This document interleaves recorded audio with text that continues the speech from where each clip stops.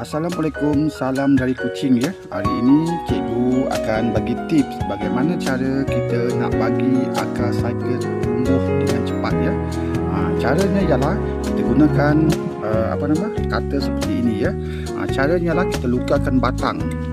Kita bagi dia batang di luka supaya akar akan tumbuh di celah-celah tu. Pastikan kita lukakan dari bahagian ini sampai ke bahagian bawah ni ya, carrot ni ya. Kita luka seperti ini. Tujuan ialah supaya akar lebih cepat tumbuh.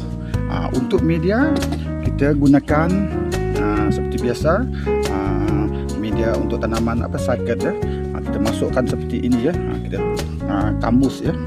Nanti dalam masa 30 hari ke atas akar akan tumbuh. Akar akan tumbuh, jadi ubi kita tidak meleput. Pasti menggunakan media yang lembap, jangan basah ya. Dan ini kita dah lembap terlebih dahulu sebelum kita menyemai ya.